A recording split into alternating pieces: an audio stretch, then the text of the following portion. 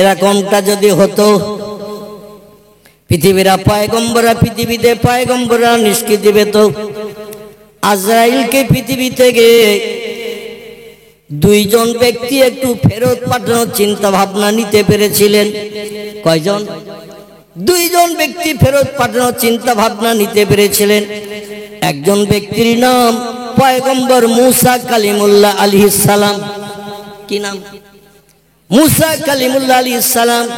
এই মুসা নবী আজরাইলকে ফেরত পাঠাতে পেরেছিলেন। আর আমাদের মতো সলিমউদ্দিন, আব্দুল করিম, আব্দুল মোমেন, মৌলভী আবুল কালাম, আমরা কি আজরাইল কোনোদিন সামনে আসলে ফেরত পাঠাতে পারবো? কথা বলেন। আমরা কোনোদিন ফেরত পাঠাতে পারবো না। আল্লাহর একজন জালালি কদরের পয়গম্বর হযরতে মুসা কালিমুল্লাহ, আল্লাহ পাক তাকে ডেকে বললেন, পয়গম্বর তুমি একটু পাহাড়ি এলাকা দিয়ে আগামী দিন সকালবেলা তুর পাহাড়ে কথাবার্তা হচ্ছে, তুর পাহাড়ে কথাবার্তা হচ্ছে। পয়গম্বর বলেন, আল্লাহ পাক আমার মরণ কোথায়, কোন জায়গায় হবে, আমার কবর কোথায় হবে? আল্লাহ বললেন, জায়গা যদি দেখতে চাও আমি অ্যাডভান্স তোমাকে দেখিয়ে দেব, তুমি তোমার ঘর থেকে বেরিয়ে পাহাড়ি এলাকা দিয়ে একটু সামনের দিকে আসবে। আল্লাহর হুকুম তামিল করে পয়গম্বর রাস্তা দিয়ে যাচ্ছেন। যেতে যেতে কিছু পথ যাওয়ার পরে হঠাৎ একজন ব্যক্তি সামনের দিক থেকে আসছে। ফারসালনা ইলাইহা রুহানা ফাতামাসসালা লাহা বাশারান সাবিয়া। জোরে বলুন একটু আল্লাহু আকবার। আল্লাহ পাক ফেরেশতাদের বিভিন্ন রূপ ধরার পাওয়ার ক্ষমতা দিয়েছেন। ওরা যখন তখন যে কোনো রূপ ধরতে পারে, জিন জাতিদের মতো। কি জাতি? এই পৃথিবীতে বসবাস করে জিন জাতি, এদের আল্লাহ পাক রূপ ধরার ক্ষমতা দিয়েছেন। এবং আজাজিল ইবলিস শয়তান যে, ওকেও বিভিন্ন রূপ ধরার পাওয়ার আল্লাহ দিয়েছেন। তো ফেরেশতা একটা যুবক মানুষের চেহারা নিয়ে রাস্তা দিয়ে সামনের দিক থেকে আসছেন। হঠাৎ করে মুসা নবীর সঙ্গে পাহাড়ি এলাকায় দেখা। আল্লাহ নবী বলছেন, ফাইজা ফালতুমহু আফসুস সালামা বাইনাকুম। অন্য হাদিস শরীফে এসেছে, লা কালামা কাবলা সালাম। ও আমার উম্মত মণ্ডলীরা, কোন মানুষের সঙ্গে এত সময় পর্যন্ত কথা বলবে না যত সময় না পর্যন্ত সালামের বিনিময় না করবে। আগে কথা নয়, আগে হলো সালাম, পরে হলো কালাম। জোরে বলুন একটু আমিন। কিন্তু আমরা সালাম দিই না, আমরা কথা বলি। নবী সুন্নতটা আমরা পায়ের তলায় জলাঞ্জলি করে দিয়েছে, সালামের বিনিময় করি না। তবে একেবারে করি না বলবো না, মাথায় টুপি, মুখে দাড়ি, লম্বা জামা গায়ে থাকলে হুজুর ধারণা করে সালাম দেই। আর পাড়ার চাচা, দাদা, পাড়া প্রতিবাসী, ভাই, আপনজন, এদের সঙ্গে দেখা হলেই বলে, চাচা যাচ্ছ কোথায়? এ বলি না, বলি না। চাচা গতকালকে বাজারে কেমন লাভ হয়েছে, মুনাফা বেচা কেনা কেমন হয়েছে, এ আলোচনা হয় না, হয় না? রাসূল বলছেন, লা কালামা কাবলা সালাম। আগে দুনিয়াবি কোনো গল্প গুজব নয়, আগে তোমরা একে অপরের জন্য আল্লাহর রহমত কামনা করো। সালাম করা মানে আল্লাহর রহমত, দয়া কামনা করা। জোরে বলুন আমিন। পয়গম্বর মুসা নবীকে দেখেই সামনের থেকে লোকটা সালাম দিলেন, আসসালামু আলাইকা ইয়া মুসা ইবনে ইমরান। ইমরানের বেটা মুসা, সালাম গ্রহণ করুন। আসসালামু আলাইকা, আমার সালামটুকু গ্রহণ করুন। একজন ব্যক্তি থাকলে বলতে হয় কা, দুইজন থাকলে বলতে হয় কুমা, তিনজন থাকলে বলতে হয় কুম। এটা আরবি গ্রামারি কায়দা। একজন যদি থাকে সেখানে আসসালামু আলাইকুম শব্দ হবে না, ওখানে হবে আসসালামু আলাইকা ওয়া রাহমাতুল্লাহি ওয়া বারাকাতুহু। মানে লোক তো একজন, দুজন নয়, তিনজন নয়, এই জন্য ওখানে শব্দ হবে কা। কি হবে? আসসালামু আলাইকা। দুইজন যদি থাকে ওখানে কুম হবে না, ওখানে সালামের আওয়াজ হবে আসসালামু আলাইকুমা। তোমাদের দুজনের উপরে আল্লাহর রহমত বর্ষিত হোক। আর তিনজন বা একাধিক ব্যক্তি যদি থাকে, তিনের অধিক, তখন হবে আসসালামু আলাইকুম। বোঝা গেল? বোঝা গেল তো? আলহামদুলিল্লাহ। তখন হবে আসসালামু আলাইকুম। রাস্তায় যিনি সালাম দিচ্ছেন কজন ব্যক্তিকে দেখে? কথা বলেন। একজন। লোকটাকে মুসা নবী। এই জন্য তিনি বলছেন আসসালামু আলাইকা ইয়া মুসা ইবনে ইমরান। এ মিশরের অধিবাসী ইমরানের বেটা মুসা, সালাম গ্রহণ করুন। আল্লাহর রহমত আপনার উপরে বর্ষিত হোক, করুণা দয়া আপনার উপরে বর্ষিত হোক। রাসূল বলছেন, যে লোকটি সালামের আওয়াজ পেল, উত্তর দিল না, ফালাইসা মিন্নি মিন ইয়াউমিল কিয়ামাত, হাসরের মাঠে তার সঙ্গে আমার কোনো সম্পর্ক থাকবে না। সে আমার কেউ না, আমি তার কেউ না। জোরে বলুন নাউজুবিল্লাহ। এই জন্য কোনো ব্যক্তি সালাম দিলে আওয়াজ যদি কানে আসে, অবশ্যই আপনার জন্য ওয়াজিব হয়ে যাবে। সালাম দেয়া হলো সুন্নত, আর উত্তর দেয়া ওয়াজিব। সুন্নতের দাম বেশি না ওয়াজিবের দাম বেশি? কথা বলে। ওয়াজিবের দাম বেশি। সব থেকে মর্যাদা বেশি হলো ফরজের। কিসের? ফরজ। যেমন 5 ওয়াক্ত নামাজ পড়া, রমজানে রোজা রাখা, হজ করা, এমন করে যাকাত দেওয়া। আমার ভাইরা, এগুলো হলো ফরজ। এই ফরজের মর্যাদা হলো সব থেকে বেশি। তারপরের স্টেজ হলো ওয়াজিব, তারপরের স্টেজ হলো সুন্নত, তারপরের স্টেজ হলো নফল, তারপরে স্টেজ হলো মুস্তাহাব, মুস্তাহসান, পরস্পর নিম্নগামী। তবে ফরজের পরের স্টেজের নাম হলো ওয়াজিব। সালাম দিল যিনি, তিনি সুন্নত আদায় করলেন। কিন্তু যে লোকটি আওয়াজ শুনলো, সুন্নতের থেকে মর্যাদা বেশি ওয়াজিব। ওয়াজিব তরক করলে ও লোকটা কোনোদিন জান্নাতি হতে পারবে না। ওয়াজিব তরক করলে আল্লাহ পাপ ক্ষমা করবে না।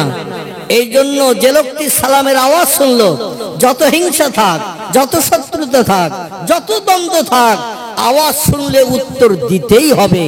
জোরে বলুন আমিন। আরে উত্তর দিলে দ্বন্দ্ব, ফাসাদ, অশান্তি দূর হয়ে যাবে। ইসলাম শরীয়তের এই নিয়মটা পৃথিবীতে আর কোনো ধর্মের ভিতরে নাই। দ্বন্দ্ব ফাসাদ মিটানোর জন্য আমাদের সালামদের আদান প্রদানের উত্তর দেওয়া এবং উত্তর নেওয়া, এটা হলো দ্বন্দ্ব ফাসাদ হিংসা দূর করার একটা প্রধান পন্থা।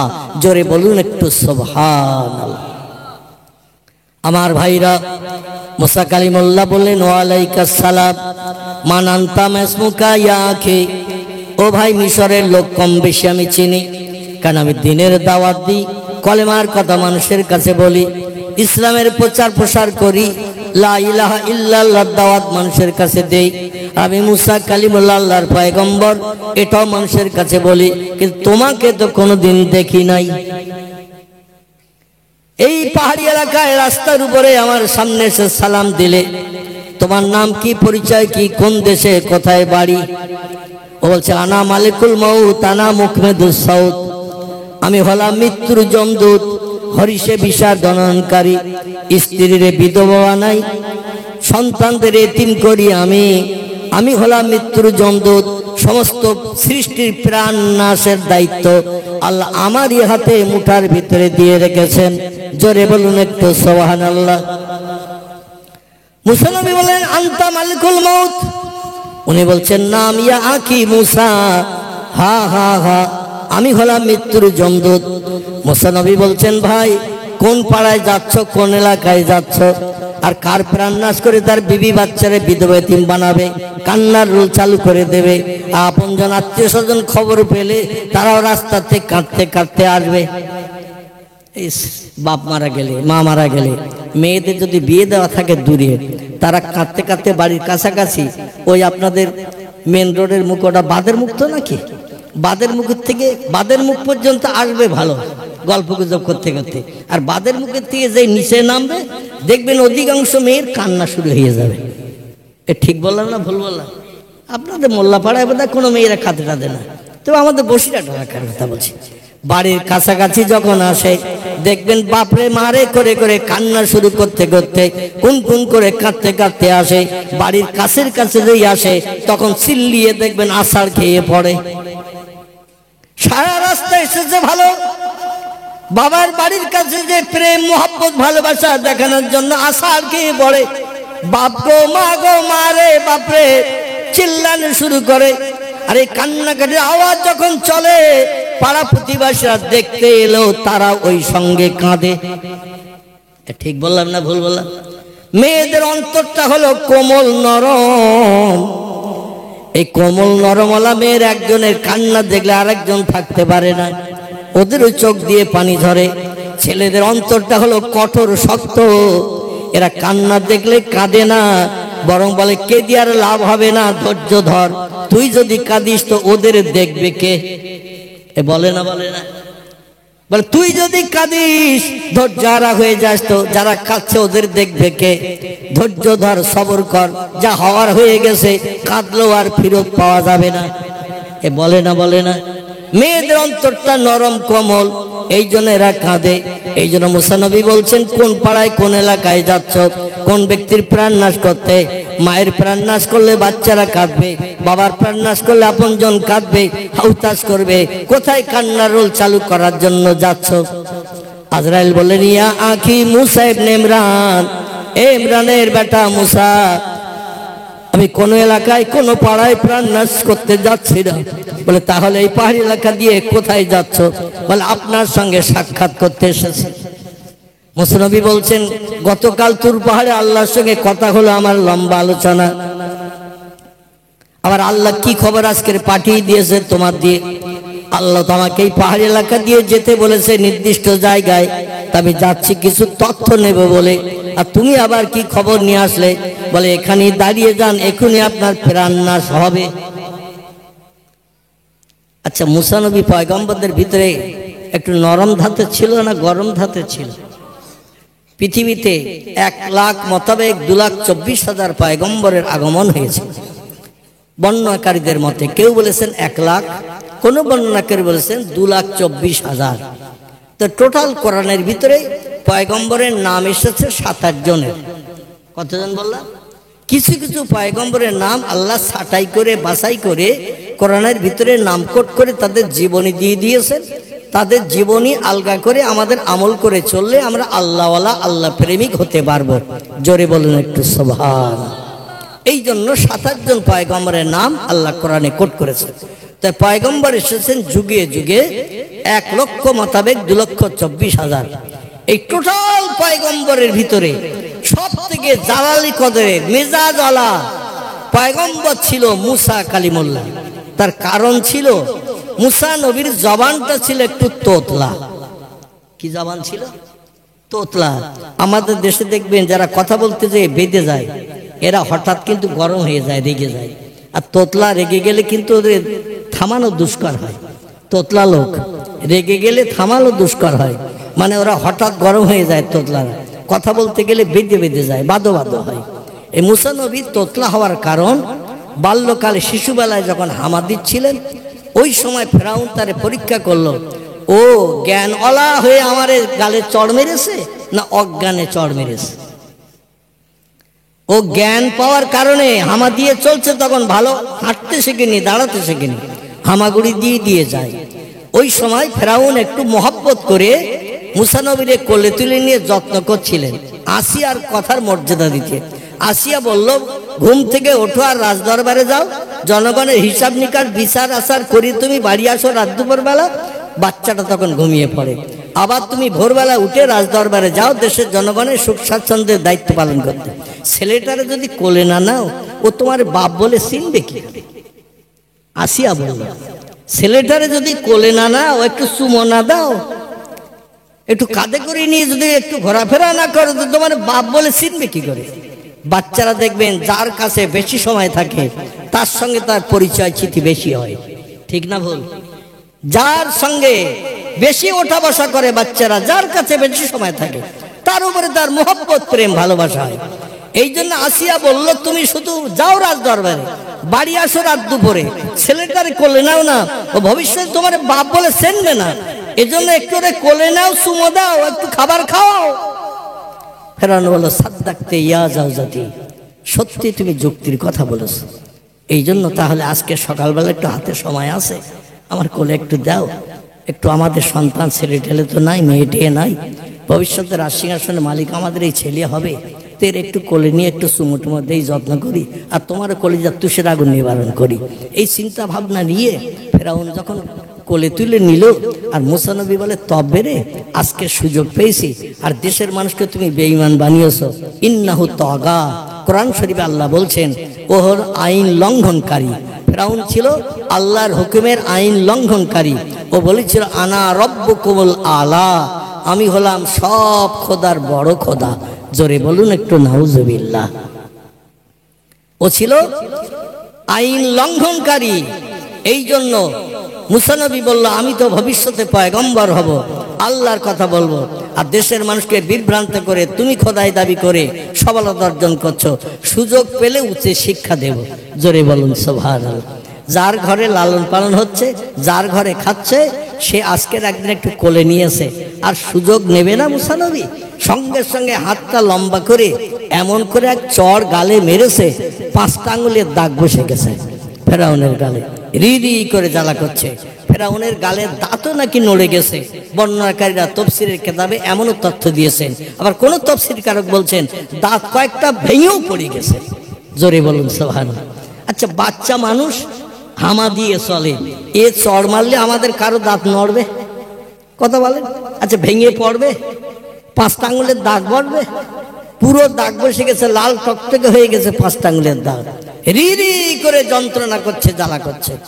ফেরাউন তখন বলছে আসিয়া আমি ছিলাম ভালো, কোলে নিতাম না, যেতাম রাজ দরবারে, বাড়ি আসতাম, খেতাম, ঘুমাতাম, আর তুমি আজ সকালবেলা দয়া মায়া দেখাতে যে আজ আমার ছেলের হাত দিয়ে মার খাওয়ালে।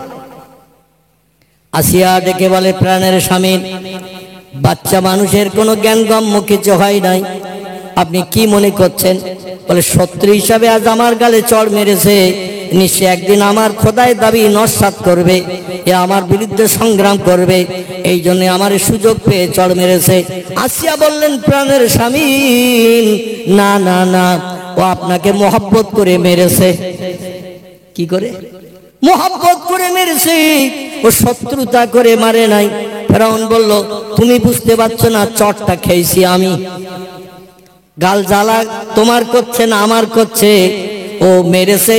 অন্তত 24 বছরের যুবক সজরে চপাটাঘাত করলে যেমন লাগে, তার থেকে 3 গুণ 7 গুণ বেশি গালি আমার লেগেছে। বাচ্চা ছেলে বটে, কিন্তু চড় মেরেছে 24 বছরের যুবকের থেকেও শক্ত চড়। আমার গালের দাঁত পর্যন্ত ভেঙে গেছে, দাঁত নড়ে গেছে, যন্ত্রণায় রি করে জ্বালা করছে। একে আমি আর বাঁচিয়ে রাখবো না, এখনই দুনিয়া থেকে জল্লাদ দিয়ে প্রাণনাশ করে দেব। আসিয়া বলে আল্লাহ কেন যে কোলে দিলাম, ছিল ভালো, ভবিষ্যতে বড় হয়ে যাহাই করত, কিন্তু এই বাচ্চা বেলায় কোলে দিয়ে কি বিপদে ফেললাম। আয় আল্লাহ, তুমি হলে আলিমুম বাসির, সামিউম বাসির, আয় আল্লাহ তুমি সব শুনতে পাও, সব তুমি দেখতে পাও, কি ঘটনা ঘটেছে তুমি তো আরশ কুরসিতে বসে বসে সব দেখছো। আয় আল্লাহ তুমি অন্তত আমার মাথায় বুদ্ধি দাও, যুক্তি দাও, আমার স্বামীকে যেন আমি উল্টো ঘুরিয়ে বুঝাতে পারি। আমিও জানি, আমিও বুঝি মুসা নিশ্চয়ই ভবিষ্যতে পয়গম্বর হবে, কারণ ওর মায়ের দুধ ছাড়া কারো বুকের স্তন পান করেনি, কারো বুকের দুধও পান করেনি, ওর মায়ের বুকের দুধ পান করছে, মা ছাড়া কারো দুধে স্তনেও মুখ দেবে না, সেটাও বুঝতে পেরেছি। ও যে ভবিষ্যতে পয়গম্বর হবে, দেশের মানুষকে সুপার দেখাবে, আমার জানা আছে, কিন্তু এখন তো বলা যাবে না, এখন বললে বড় বিপদে পড়ে যাব আমি, বিপদে পড়ে যাবে মুসা, এই জন্য ওকে তো বাঁচাতে হবে। আল্লাহ আসিয়ার মগজে যুক্তি দিয়ে দিলেন, আপনি বলছেন শত্রু হয়ে চড় মেরেছে তাই প্রাণ নাশ করবে, আর আমি বলছি না ও শত্রু হয়ে চড় মারেনি, অনেকদিন কোলে নেন না তাই মহব্বত করে মেরেছে, যাতে রোজ রোজ সকালবেলা কোলে তুলে নিয়ে চুমা খান। ফেরাউন তোমার একটা যুক্তি, আমারও যুক্তিটা আমি বুঝতে পারছি চড়ের আঘাতটা খেয়ে, কিন্তু এটা আমি পরীক্ষা করব। আসিয়া বললেন তো পরীক্ষা করবেন, করেন। ফেরাউনের প্রধান বুদ্ধিবাদী যুক্তিবাদী মন্ত্রী ছিল, তার নাম ছিল হামান। কি নাম? হামান। তফসিরের কিতাব এসেছে, তফসিরে বিজলালুল কোরআন, তফসিরে রুহুল বায়ান, তফসিরে মাওজাহিল কোরআন, তফসিরে বায়ানুল কোরআন, তফসিরে বাইজাবি, বিখ্যাত বিখ্যাত তফসিরের কিতাব এসেছে ফিরআউনের মাথাটা ছিল টাক মাথা। কি মাথা? টোটাল মাথায় একটা লোম পশম ছিল না, মাথাটা ছিল টাকলা। ফিরআউনের টোটাল বডিতে কোনো লোম পশম কিছুই ছিল না। এক কথায় মেকুন্দে যারে বলে, কোনো লোম পশম চোখের ভুরু টুরু কিছুই ছিল না। জোরে বলুন একটু আমিন। এই রকম পর্যায়ের মানুষ যারা হয় এরা কুযুক্তিতে ফাঁস হয়। কি যুক্তি? কুযুক্তিতে ফাঁস হয়। এরা হয় উচ্চ কুযুক্তিওয়ালা। ফেরাউনকে ডেকে বলল, ফেরাউন আপনি যে দুশ্চিন্তার মাঝখানে পড়েছেন, রাজদরবারে সকালে এসে মুখটা কালো কালো দেখছি, কি হয়েছে বলেন? বলে আজকের এইরকম একটা ঘটনা বাড়িতে ঘটে গেছে, তাই চিন্তা করছি যে আমারে চড় মারলো সে আমার শত্রু হবে কিনা, খোদায় দাবি নস্যাৎ করবে কিনা।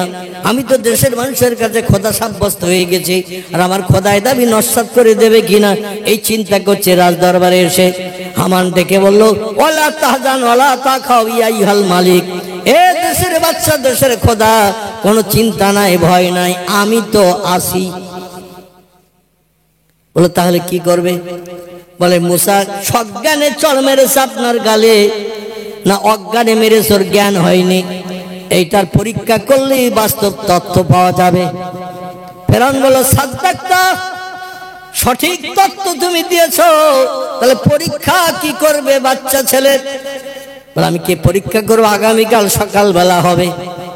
সেই দিনের রাতটা চলে গেল, দুশ্চিন্তা সারা রাত ফেরাউনের ঘুম হলো না। পরদিন সকালবেলা রাজদরবারে যে হামানকে ডেকে বলছেন, আজকের কি পরীক্ষা করবে? আমার পোষ্যপুত্র লালিত পালিত সন্তান মুসার জন্য কি পরীক্ষা হবে?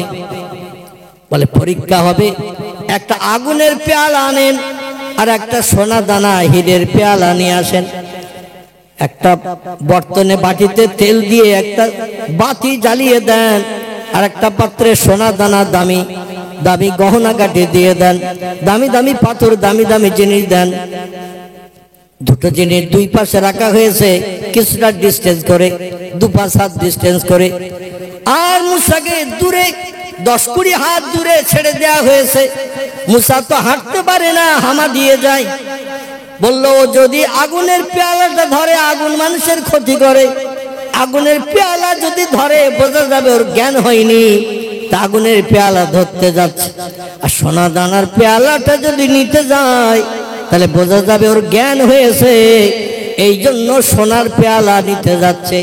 আর জ্ঞান হয়েছে এটাই ধারণা হলে ওরে প্রাণনাশ করে দেব জল্লাদ দিয়ে। আপনার শত্রুকার বাড়িতে লালন পালন করব না, করা হবে না। চিল্লাই বলুন নাউজুবিল্লাহ। বাংলা একটা প্রবাদ আছে, রাখি আল্লাহ মারে কে, আর মারে আল্লাহ রাখে কে। তুলিজুল লাইলা ফিন নাহার অতুলিজুন নাহারা ফিল লাইল। আল্লাহ বলছেন আমি মরাকেও জিন্দা করি, জিন্দাকেও মারি।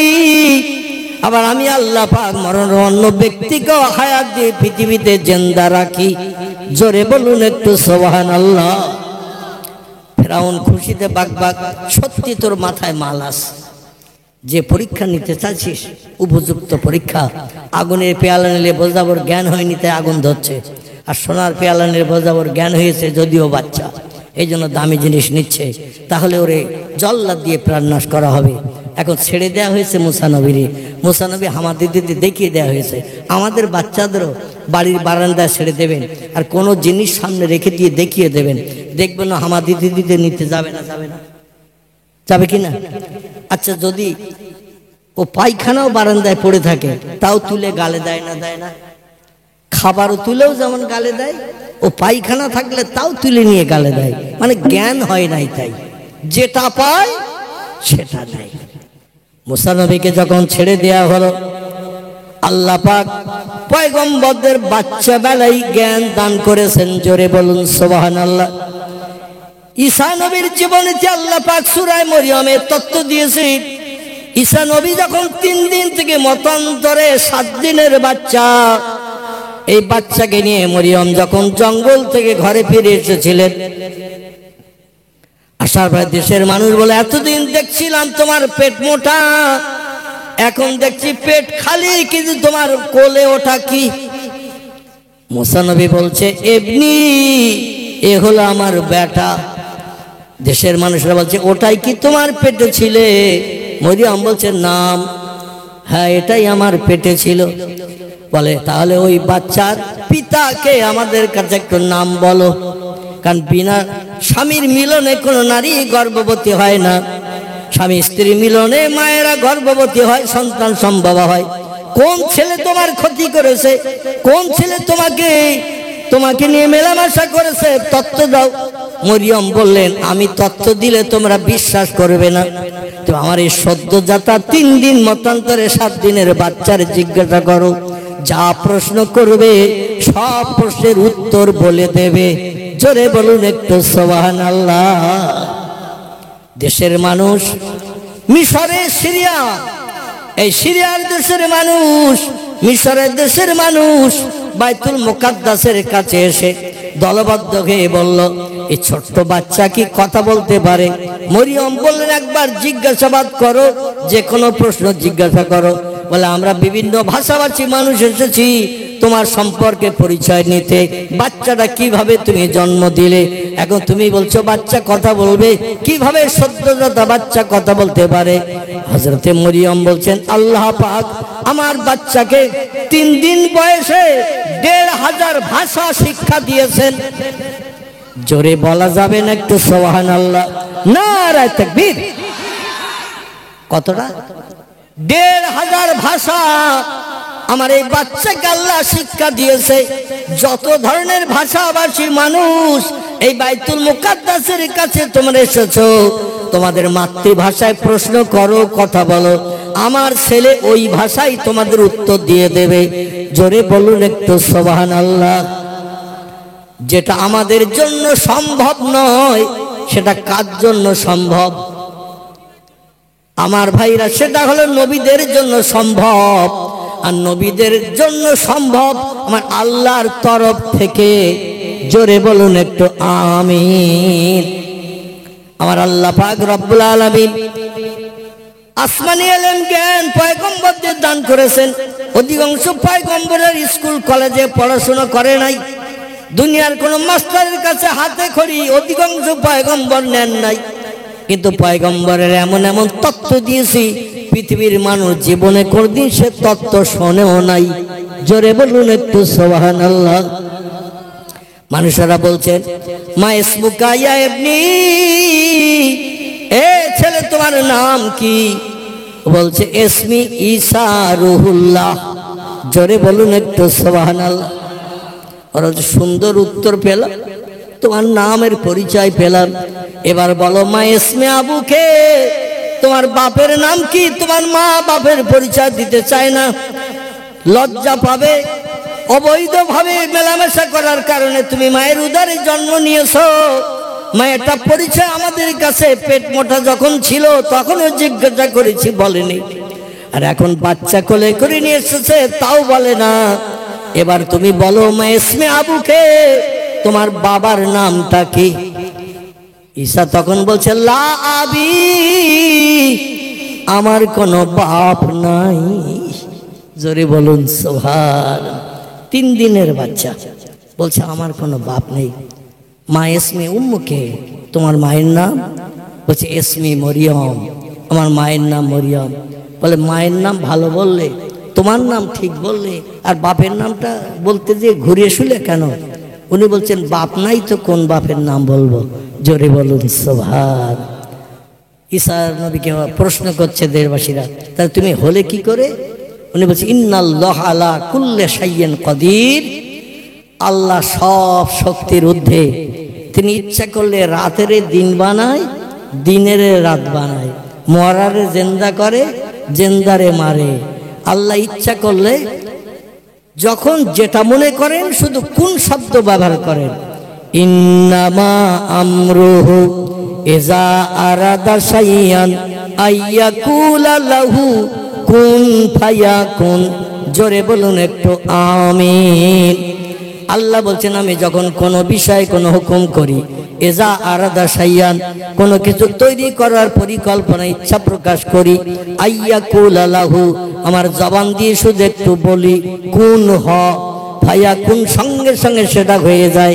আমার কোনো কিছু বানাতে তৈরি করতে 1 সেকেন্ডের জায়গায় 2 সেকেন্ড সময় কোনোদিন লাগেনি এবং ভবিষ্যতও লাগবে না। আল্লাহ বিনা স্বামীর মিলনে আল্লাহ পাক কুদরতি ক্ষমতায় আদম নবীর নাকের পোটা আমার মাকে গোসলখানার ভিতরে খাইয়ে আল্লাহ পাক আমাকে মায়ের উদরে রেহেমের থলিতে জন্মদান করেছেন। আল্লাহর জন্য যেটা সম্ভব মানুষের জন্য সেটা অসম্ভব। জোরে বলুন একটু সুবহান। তো মুসা নবী আলাইহিস সালাম চলে যাচ্ছেন উনি ওই সোনা দানা হিরে জহরত যে বাটিতে আছে ওই বাটির দিকে, কারণ পয়গম্বররা বাল্যকাল থেকে জ্ঞানী। তো নিতে যখন যাচ্ছে, মরিয়ম ফেরাউন এবং হামানের পিছনে দাঁড়িয়ে আছে। এই হজরতে আসিয়া ফেরাউনের স্ত্রী, হামান এবং ফেরাউনের পিছনে দাঁড়িয়ে আল্লাহর কাছে হাত তুলে বলছে, আল্লাহ চোখের পানি দুপাটা ফেলেছে। আল্লাহ কোরআনে বলছেন ফালিয়াদাহকু কালিলাও ওয়ালিয়াবকু কাসীরা। ও পৃথিবীর মানুষ, আমাকে যদি রাজি করতে চাও, জীবনের সুখ শান্তি যদি মেটাতে চাও, সফলতা যদি অর্জন করতে চাও, দুটো কাজ একটু কম বেশি করে নাও। একটি কাজ হলো ফালিয়াদাহকু কালিলা, পৃথিবীতে হাসি তামাশা একটু কম কম করে করবে। ওয়ালিয়াবকু কাসীরা, আর চোখের পানি আমার কাছে একটু বেশি বেশি করে ফেলবে। যে বান্দা বান্দি আমার কাছে চোখের পানি ফেলে কিছু চায়, চোখের পানির ইজ্জতের খাতিরে আমি আল্লাহ তাদের মুখে হাসি ফুটাই। আসিয়া ফেরাউন এবং হামানের পিছনে দাঁড়িয়ে আল্লাহর কাছে হাত তুলে বলে, আল্লাহ এত সুন্দর চেহারার বাচ্চা ছেলেটা যদি সোনার পেয়ালাটা নেয়, হিরে জহরতের পেয়ালাটা নেয়, ওর জ্ঞান হয়েছে প্রমাণ হবে, আর জল্লাদ দিয়ে আমার চোখের সামনে প্রাণ নাশ করে রক্ত প্লাবিত করে দুনিয়া থেকে বাচ্চা ছেলেটা বিদায় করে দেবে। আল্লাহ আমি চাই না, লালন পালন করছে এই বাচ্চাটারে, মোহাব্বত আমার হৃদয়ে গাঢ় তর তৈরি হয়ে গেছে। আল্লাহ আমার চোখের পানি কবুল করো, বাচ্চাটার সোনার পেয়ালা থেকে ঘুরিয়ে ওই আগুনের পেয়ালার দিকে দিয়ে দাও, যাতে আগুনের পেয়ালাটা বাচ্চাটা নিলে এই যাত্রার মতো বেঁচে যাবে, মরণের হাত থেকে নিষ্কৃতি পাবে, রেহাই পেয়ে যাবে। আল্লাহ আমি চাই ফেরাউনের বিবি এই ছোট্ট বাচ্চাটা যেন প্রাণ নাশ না হয়। জোরে বলুন আমিন। নবী বলছেন মান কানা লিল্লাহি কানাল্লাহু লাহু, পৃথিবীতে যে লোকটি আল্লাহর আপন হয় আল্লাহ তার আপন হয়ে যায়। চিল্লাই বলুন একটু সুবহানাল্লাহ। আসিয়া ফেরাউনের আপন ছিল না আল্লাহর আপন ছিল? আসিয়া আল্লাহর আপন ছিল। আল্লাহ বলছেন যে আমার আপন হয় আমি তার আপন হই। আসিয়া রাতের বেলা নিভৃতে ফেরাউন ঘুমিয়ে পড়লে আল্লাহর ইবাদত করত, আল্লাহর নামে তাসবিহ তাহলিল পাঠ করত। ফেরাউন কি জীবনে কোনোদিন আল্লাহ বলে স্বীকার করেনি? জোরে বলুন সুবহানাল্লাহ। আসিয়া চোখের পানি আল্লাহর দরবারে কবুল হয়ে গেল। আল্লাহ বলে ইযহাবিয়া জিবরিল এলা মুসা, হে জিবরিল আসমান থেকে তাড়াতাড়ি করে দ্রুত বেগে ইমরানের বেটা মুসার কাছে তাড়াতাড়ি করে চলে যা। ও সোনা দানার পেয়ালার কাছাকাছি পৌঁছে গেছে, এবার হাত দিলেই পেয়ে যাবে সোনার পেয়ালা, আর পেয়ে গেলেই প্রমাণ হবে জ্ঞান হয়েছে তাই দামি জিনিস নিচ্ছে, আর জ্ঞান হয়নি এই প্রমাণ দেখাতে গেলে আগুনের পেয়ালায় হাত লাগাতে হবে। জিবরিল রে তাড়াতাড়ি করে যা, আমার মুসা পয়গম্বরের কান দুটো ধরে লাগাম বানিয়ে মাথাটা ঘুরিয়ে স্টিয়ারিংটা ঘুরিয়ে আগুনের পেয়ালার দিকে করে দে। জোরে বলুন সুবহান। ওয়াসামাদানা ওয়া মাওলানা মুহাম্মাদান সাল্লাল্লাহু আলাইহি ওয়াসাল্লামা আবদুহু ওয়া রাসূলুহু নবিয়ুল মাকারিমিল আখলাকিল মাওসুফ وبالكمال الأوصاف المنعوت فقد قال الله تعالى في كلامه المجيد وفي الفرقانه الحميد أعوذ بالله من الشيطان الرجيم بسم الله الرحمن الرحيم ولا تقولوا لمن يقتل في سبيل الله أموات بل أحياء ولكن لا تشعرون وقال الله تعالى في آية أخرى يا أيها الذين آمنوا ادخلوا في السلم كافة ولا تتبعوا خطوات الشيطان إنه لكم عدو مبين وقال النبي صلى الله عليه وسلم إن الله حرم أن تقول على الأرض أسجد الأنبياء فنبي الله حي يرزق كما قال عليه الصلاة والسلام উচ্চ রবে গলা ছেড়ে আওয়াজ তুলে বলুন আল্লাহু আকবার। গল্প করছো আওয়াজ জোরে হচ্ছে আর আল্লাহু আকবারের আওয়াজ আসতে হচ্ছে কেন?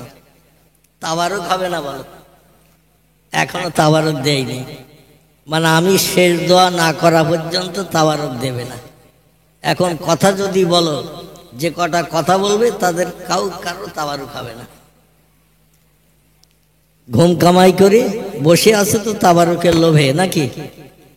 চাচা দাদারা ওয়াজ শোনার লোভে বসে আছে, আর তোমরা বসে আছো তাবারুকের লোভে। তো তাবারুক যদি না হয় তাহলে তো আসা আর বসাটাই সার হয়ে যাবে। এজন্য কথা কেউ বলো না, চুপ করে বসে থাকো।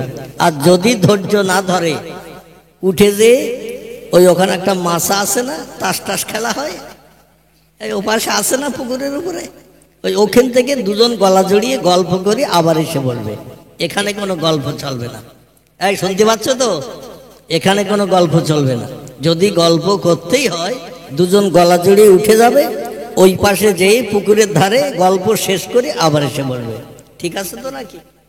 আচ্ছা, এবার একটু উচ্চ রবে বাচ্চারা আওয়াজ তোলো, নারায়ে তাকবীর। তাহলে তাবারুকের ইচ্ছা আছে এখন নাকি? আওয়াজ শুনে তো বোঝা যাচ্ছে তাবারুক নেওয়ার ইচ্ছা আছে, আলহামদুলিল্লাহ। তাহলে আবার একটা আওয়াজ তোলো। দক্ষিণ সন্তোষপুর মোল্লাপাড়ার মহান ইসলামী জলসা, দক্ষিণ সন্তোষপুর বটতলার মহান ইসলামী জলসা, নারায়ে তাকবীর। ওরে ভ্রমর তুই কি প্রথম ওরে ভোমর তুই কি প্রথম চুমেছিলি মোর নবীর কদম, তাই কি রে তোর খুশবু সদা, তাই কি রে তোর গুনগুনানি শুনতে মধুর লাগে। মোহাম্মদ নাম যতই জপি ততই মধুর লাগে, ওই নামেতে এতই মধু কে জানি তো আগে। আল্লাহুম্মা সাল্লি আলা মাওলানা ওয়া আলা আলি সাইয়্যিদিনা।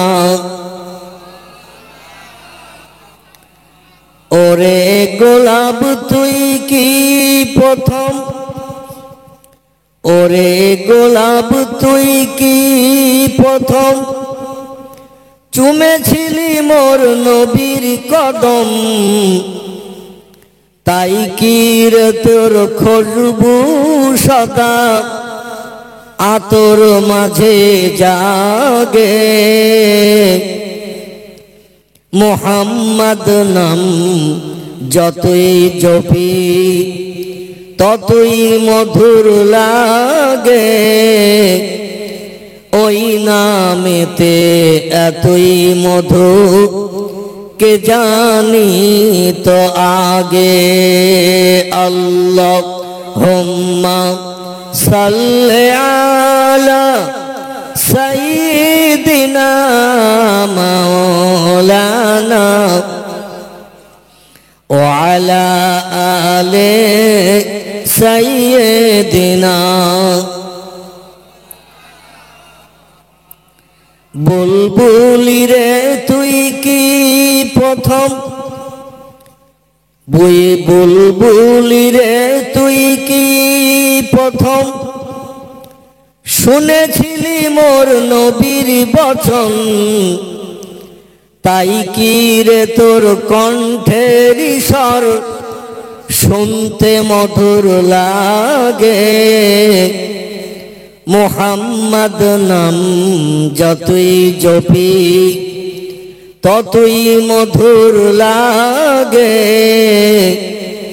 ওই নামেতে এতই মধু কে জানি তো আগে। আল্লাহুম্মা সাল্লি আলা মাওলানা ওয়া আলা আলি সাইয়্যিদিনা।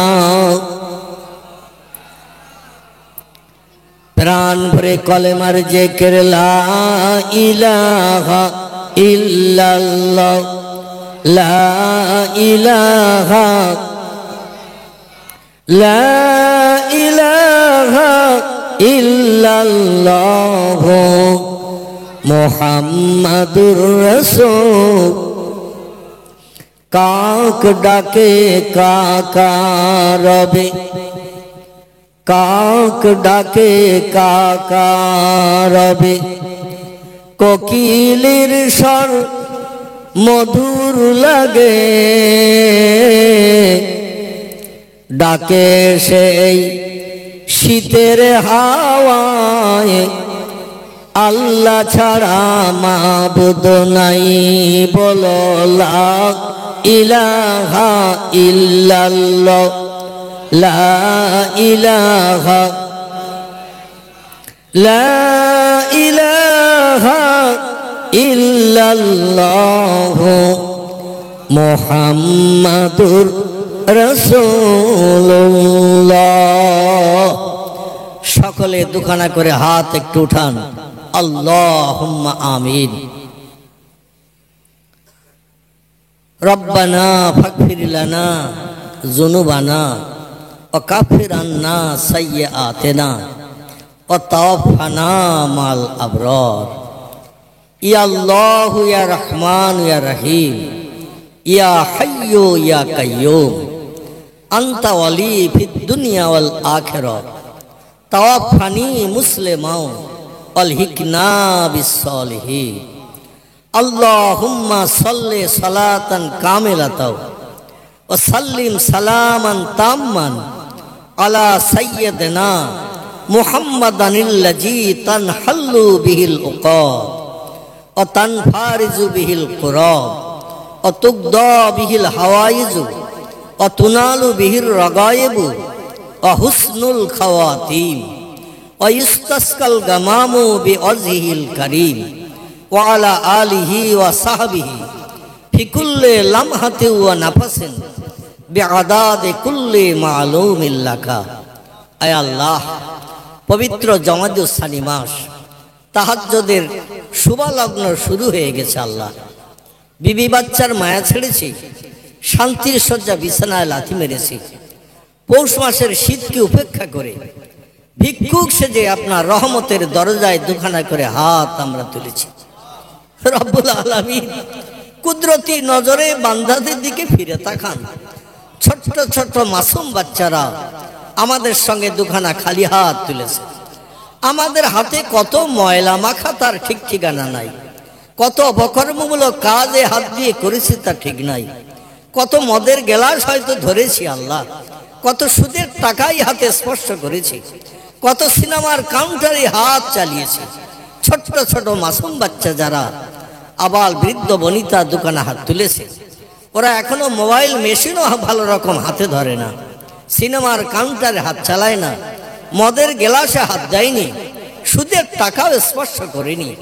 আল্লাহ ওদের হাতের দিকে দৃষ্টি নিক্ষেপ করে এই মজলিসকে আপনি কবুল করে নিন। আল্লাহ, আমি মাজুর অসুস্থ ব্যক্তি, এখনো পূর্ণ সুস্থতা পাই নাই, তার সঙ্গে আবার মুসাফির হিসাবে এই তাহাজ্জুদের শুভলগ্নে ভিক্ষুক সেজে আমি অধম দোকানে হাত গ্রামবাসী পাড়া প্রতিবাসী কর্তৃপক্ষদের সঙ্গে আমিও তুলেছি। আল্লাহ, আয় রব্বুল আলামিন, কত হাজি সাহেব, কত হাফেজ সাহেব, এমন করে কত আলেম বান্দা, কত নামাজি পরেজগার ইমানদার মোমেন মুসলমান পাঁচ ওয়াক্ত নামাজি মসজিদে জামাতে অ্যাটেন্ড করে থাকে, তারাও দুখানা করে হাত আমি অধম আমার সঙ্গে উঠিয়েছে। আল্লাহ, আয় আল্লাহ, যে হাত দুখানা আপনার দরবারে মনোপুত পছন্দ নিয়ে হয়, সেই হাতের ওসিলা করে আমাদের ময়লা মাখা হাতগুলোকে আপনি ধুয়ে মুছে সাফ করে সেই হাতের ওসিলা করে আমাদের হাতগুলো কবুল করে নিন। আয় আল্লাহ, সন্ধ্যা থেকে নেই পর্যন্ত বাকি সময় আমি অধম দু চার কথা কোরআন হাদিসের আলোকমালায় আলোচনার উদ্দেশ্যে পাক কালাম কোরআনে মজিদ থেকে ছোট্ট ছোট্ট দুটি আয়াত শরীফ কর্তৃপক্ষদের দরবারে কর্তৃপক্ষদের সম্মুখে আয় আল্লাহ তেলাওয়াত করেছি। আপনার হাবিবের পবিত্র জাবানি মোবারক একটি সহিহ হাদিস শরীফ পেশ করেছি। আল্লাহ রব্বুল আলামিন কোরআন পাকের আয়াত 2 ও হাদিস পাকের সমন্বয়ে দু চার কথা আলোচনা যা হবে আল্লাহ গভীর রাতে সে মতো আমরা আমল করে কবরে আপনার ইমানদার মোমেন মুসলমান বান্দা হিসাবে হাজির দিতে পারে তৌফিক দান করবেন। আল্লাহ, নফসের তাড়নায় পড়ে, কুমন্ত্রণায় পড়ে, ধোকায় পড়ে, শয়তানের অসস্যায় পড়ে, বন্ধু বান্ধবের পাল্লায় পড়ে কত ভুল আমরা করেছি তার ঠিক নাই। আপনার পবিত্র নাম সাত্তরুল উয়ুব, আল্লাহ সেই নামে রসিলা করে আমাদের সারা জীবনের গুনাহ রাশি আপনি ক্ষমা করে মার্জনা করে বেগনা মাসুমের তালিকায় আমাদের সকলের নামগুলো নথিভুক্ত করুন। আল্লাহ রব্বুল আলামিন এই মজলিসটাকে কবুল করুন। এই মজলিস উপলক্ষ করে যারা অর্থ দিয়েছে, কথা দিয়েছে, জায়গা দিয়েছে, শ্রম দিয়েছে, বিভিন্ন দিক দিয়ে যাহারা সাহায্য সহযোগিতা করেছে, সকলের সাহায্য কবুল করুন। তাদের আপনজন আত্মীয় স্বজন যারা নীরব নগরের অন্ধকার কবরে আছে, তাদের কবরে জান্নাতি নাজ নেমাত চালু করে দিন। আল্লাহ, তাদের রুহানি দোয়া আমাদের সকলের জন্য নসিব করুন। সাল্লাল্লাহু তাআলা আলা খায়রি খালকিহি ওয়া নূরি আরশিহি সাইয়্যিদিনা মুহাম্মাদি ওয়া আলা আলিহি ওয়া সাহাবিহি আজমাইন বিরহমাতিকা ইয়া আরহামার রাহিমিন বহক লা ইলাহা ইল্লাল্লাহু মুহাম্মাদুর রাসূলুল্লাহ।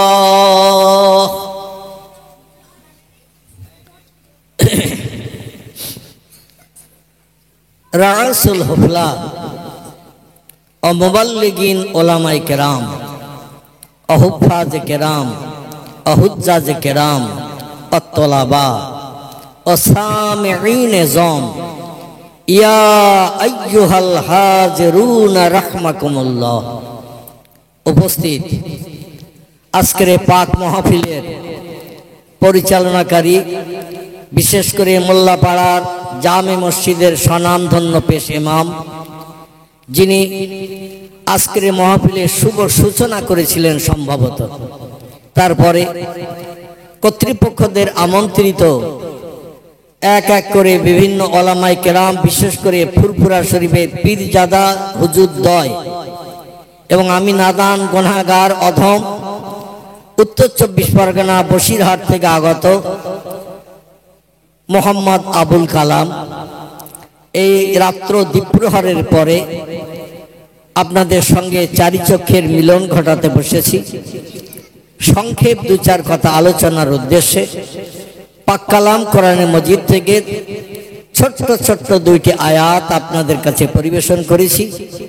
বিশেষ করে কর্তৃপক্ষদের তরফ থেকে আমাকে একটু অনুরোধ করা হয়েছিল শহীদানদের সম্পর্কে একটু আলোচনা করার। বিশেষ করে ফুরফুরা শরীফে আল্লাহর 4 জন শহীদান ব্যক্তি কবরস্থ হয়ে আছে। আপনারা কম বেশি জানেন 4 শহীদান হিসাবে, জানেন তো নাকি? এই 4 শহীদান হিসাবে 4 জন ব্যক্তি কবরস্থ হয়ে আছে। এই 4 জন ব্যক্তির নাম ফুরফুরা শরীফের মেজলা হুজুর পীর কেবলা রহমাতুল্লাহ আলাইহি জাহারি আওলাদ। ইতিপূর্বে আমার অগ্রে আপনাদের কাছে দিন শরীয়তের বিভিন্ন তথ্যমূলক আলোচনা আপনাদের কাছে পরিবেশন করছিলেন, বিশেষ করে মাসলা মাসাইল সম্পর্কে, নামাজ কালাম কিভাবে পড়তে হবে, নিয়ম নীতি সম্পর্কে কোরআন হাদিসের আলোক মালায় তিনি তথ্য পরিবেশন করছিলেন। তানারি দাদাজান, বিশেষ করে মেজলা হুজুর পীর কেবলা রহমাতুল্লাহ আলাইহি, এই 4 জন ব্যক্তির পরিচয়, তাদের নাম পরিচয় তিনি দিয়েছিলেন। মৃত ব্যক্তিদের পরিচয় সম্পর্কে জানতে গেলে 2টি আমলের দরকার হয়। কটি বললাম? 2টি আমলের দরকার হয়। একটি আমলের নাম হলো অন্তরের চোখ, একটি আমলের নাম হলো অন্তরের কান। কারণ যারা এ দেশীয় মানুষ নয় তাদের সম্পর্কে অবগত হতে গেলে, যারা অতীতে পৃথিবীর জমিন থেকে বিদায় হয়ে গেছেন, যাদের আহাল পরিজন বর্গ আপন জন রক্তের জেনারেশন দুনিয়ায় কেউ বেঁচে নাই, তাদের সম্পর্কে আমরা কেউ তথ্য দিতে পারবো? কথা বলতে হবে। আর যদি বলেন বাড়ির থেকে আসার সময় মেয়েদের সঙ্গে ঝামেলা করে এসেছি, হুজুর মন গরম গরম ভাব, যা বলতে হয় রাত 12টার পর আপনি একাই বলেন, তাহলে আমার ওয়াজ কিন্তু বসিরহাটে ছুটে পালিয়ে যাবে, মানে এখানে আর হবে না। আর যদি বলেন আমরা জেগে আসি, চোখ আলগা করে বসে আছি, কথা বললে উত্তর দিতে পারবো, তাহলে 1-8 ঘন্টা হয়তো আলোচনা সম্ভব হবে। আর যদি বলেন সুলাইমান নবীর মতো আমরা মরিয়ে চোখ আলগা করে রয়েছি, তাহলে কিন্তু আমার ওয়াজ মাথায় উঠে যাবে। সুলাইমান নবীর নাম শুনেছেন? যিনি দাউদ পয়গম্বরের বেটা ছিলেন। কোন পয়গম্বর? দাউদ পয়গম্বর। মরণের পরও 6 মাস দাঁড়িয়ে, লাঠিতে দাড়ি ঠেকিয়ে মরণের পরও 6 মাস দাঁড়িয়েছিলেন চোখ আলগা করে। কি আলগা করে? আচ্ছা, আমাদের ভিতরে কিছু মানুষ আছে চোখ আলগা করে ঘুমায় না, চোখ বুজিয়ে ঘুমায়, চোখ বন্ধ করে ঘুমায় না, আলগা করে ঘুমায়। আমরা যারা ঘুমাই অধিকাংশ ব্যক্তি কিন্তু চোখ বন্ধ করে চোখ মুদিয়ে ঘুমাই, ঠিক কি না? আল্লাহ পাক একজন ব্যক্তিকে চোখ আলগা করিয়ে মরণের পর 6 মাস দাঁড় করিয়ে রেখেছিলেন। আচ্ছা, এই মোল্লাপাড়া গ্রামের কোনো মানুষ যদি মারা যায় আর মারা যাওয়ার পরে 4 দিন লাঠি দিয়ে ঠেকো দিয়ে যদি দাঁড় করিয়ে দেওয়া হয়, দাঁড়িয়ে থাকবে তো? কথা বলেন।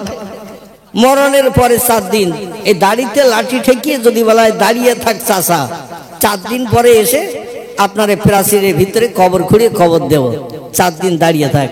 আচ্ছা, এলাকায় যদি সার্কুলার হয়ে যায় মোবাইলের মাধ্যম দিয়ে এই মরা মানুষ দাঁড়িয়ে আছে, দেখতে হাজার হাজার মানুষ আসবে না আসবে না। আমরা জানি মানুষ মারা গেলে দাঁড়িয়ে থাকতে পারে না, দেহ অচল হয়, ঠিক না ভুল? অচল দেহ, কথা বলতে পারে না, খেতে পারে না, উঠতে পারে না, বসতে পারে না, এমনকি চোখ বন্ধ থাকে। গাল হা করে যদি মারা যায় ওই গাল হাই থাকে, ঠিক কি না? কিন্তু আল্লাহ পাক একজন ব্যক্তিকে মরণের পরও 6 মাস চোখ আলগা করিয়ে দাঁড় করে রেখেছিলেন। এই জন্য দাঁড় করিয়ে রেখেছিলেন, পৃথিবীর একটি পুরানো মসজিদ, যে মসজিদটির নাম হলো বাইতুল মুকাদ্দাস। কি নাম বললাম? বাইতুল মুকাদ্দাস। আরবিতে বাইতুল মানে হলো ঘর, আর মুকাদ্দাস শব্দের বাংলা অর্থ হলো পবিত্র ঘর। যে ঘর হলো পবিত্র, যে ঘরের ভিতরে কোনো নাপাকির লেশ মাত্র নাই। জোরে বলুন সুবহানাল্লাহ। এই জন্য পয়গম্বর মুহাম্মদ রাসূলুল্লাহ সাল্লাল্লাহু আলাইহি সাল্লাম জানিয়েছেন, এই ঘরে কোনো ব্যক্তি যদি 1 রাকাত নামাজ আদায় করে, এই পবিত্র ঘরের মর্যাদার খাতিরে আল্লাহ পাক তার নামামলে থলিতে 50,000 রাকাত নামাজ পড়ার সব লিপিবদ্ধ করে থাকেন। জোরে বলা যাবে না একটু সুবহানাল্লাহ? আচ্ছা, মোল্লাপাড়ার মসজিদ আছে না এখানে? এই মসজিদে যদি 4 রাকাত নামাজ পড়েন তো ক রাকাতে সব হবে? আলহামদুলিল্লাহ, ছোট্ট বাচ্চা বলে দিয়ে সঠিক তথ্য। এই মসজিদে 4 রাকাত নামাজ পড়লে সব হবে 4 রাকাতের। 3 রাকাতও হবে না, 5 রাকাতও হবে না। কিন্তু ওই মসজিদটা যদি কেউ 1 রাকাত নামাজ পড়ে, তাহলে তার নামামলে থলিতে 50,000, মতান্তরে 25,000।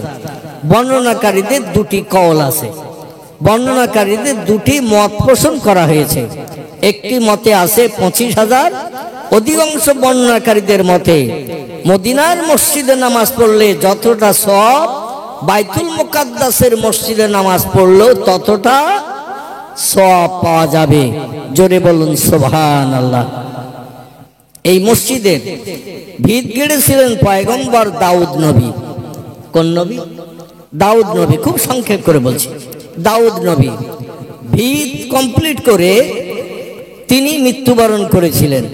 দুনিয়া থেকে আল্লাহ আজরাইলের মাধ্যম দিয়ে তার প্রাণ নাশ করিয়ে নিয়েছিলেন। মসজিদটা আপনাদের মোল্লাপাড়া মসজিদের থেকে এরিয়ায় ছোট, তবে এই মসজিদের ভিতরে যখন নামাজ হয়, এক এক ওয়াক্তে 1,75,000 মতো মানুষের জামাতে নামাজ পড়ার সুযোগ হয়। কতটা বললাম? 1,75,000 মতো মানুষ একসঙ্গে এই মসজিদে জামাতে নামাজ পড়ার সুযোগ পান। তাহলে আপনাদের মোল্লাপাড়া মসজিদের থেকে মসজিদটা ছোট তো নাকি?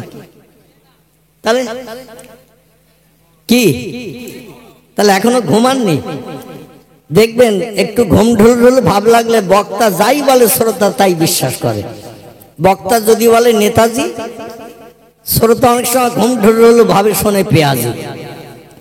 বক্তা যদি বলে জ্যোতি বোস, শ্রোতা ঘুম ঢুল ভাবে শোনে তত্ত্ব ঘোষ। মানে বলে একরকম, শোনে একরকম। কিন্তু আমি দেখছি আপনারা এখনো ঘুমাননি, যার কারণে আমি যে তত্ত্ব দিলাম আপনারা তত্ত্বের উল্টো পাল্টা কোনো রকম চিন্তা ভাবনা নেননি। এই মসজিদে একসঙ্গে জামাতে নামাজ পড়ার সুযোগ পায় কত মানুষ? 1,75,000 মানুষ। তাহলে ভিতের এরিয়াটা ছোট তো নাকি? ভিতের এরিয়াটা বড়। এই ভিত কমপ্লিট করে পয়গম্বর পৃথিবী থেকে বিদায় গ্রহণ করেছিলেন। এখন ওনার বিদায়ের পরে ওনার ছেলে ছিল 12 জন, মতান্তরে 15 জন। কজন বললেন? তফসিরের কেতাবে লেখকেরা লিখেছেন, তফসিরে রুহুল বায়ান, তফসিরে মাওজহুল কোরআন, তফসিরে বায়ানুল কোরআন, তফসিরে জালাল কোরআন, তফসিরে বাইজাবি, তফসিরে কাশাফ, এমন করে তফসিরে জালালাইন, বিখ্যাত বিখ্যাত তফসিরের কেতাবে লেখকেরা 2 রকম তথ্য লিখেছেন। কোন বর্ণনাকারী লিখেছেন 15 জন, কোন বর্ণনাকারী লিখেছেন তার পুত্র সন্তান ছিল 12 জন। অধিকাংশ বর্ণনাকারীদের মতে পুত্র সন্তান ছিল 12 জন। কতজন? 12 জন। এই 12 জনের ভিতরে কনিষ্ঠ ছেলে ছিলেন যিনি, তার নাম ছিল হযরতে সুলাইমান। কি নাম বললাম? সুলাইমান তার কথাটা বলতে যেই টুক করে এই তথ্যটা দিতে হলো। সুলাইমান বললেন, উনি যখন বাবা মারা গেলেন, রাজসিংহাসন খালি হয়ে গেল, রাজসিংহাসনে বসবে কে? ভাইদের ভিতরে মতদ্বন্দ্ব হবে। এই জন্য বাদশাহ দাউদ পয়গম্বর, তিনি নবী ছিলেন আবার বাদশাহ ছিলেন। জোরে বলুন সুবহানাল্লাহ।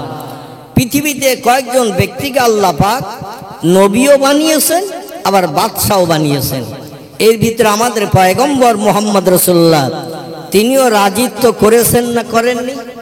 কথা বলেন। কতদিন? আলহামদুলিল্লাহ, আমাদের পয়গম্বর মুহাম্মদ রাসূলুল্লাহ মসজিদে নববীতে মক্কা থেকে হিজরত করে যাওয়ার পর 10 বছর মদিনার রাজসিংহাসনে বসে রাজিত্ব পরিচালনা করেছিলেন। তিনি ছিলেন 10 বছরের বাদশাহ। জোরে বলুন একটু সুবহান।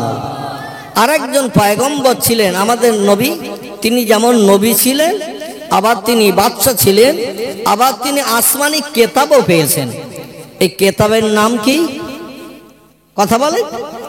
আলহামদুলিল্লাহ, একটু কথা বলবেন, তাহলে ঘুম ঢুল ভাবটা লাগবে না, আমার কিছু দিতে সুবিধা হবে। আমি সামনে এগিয়ে নিয়ে যাচ্ছি, চলুন। পয়গম্বর মুহাম্মদ রাসূলুল্লাহকে আল্লাহ পাক 4খানি বড় আসমানি কেতাবের ভিতরে সবথেকে দামি মর্যাদাবান বড় কেতাব যেটি, সেই কেতাবটির নাম হলো আল কোরআন। কি নাম? আল কোরআন। আমাদের ঘরে আছে না নাই? আমাদের ঘরে আছে।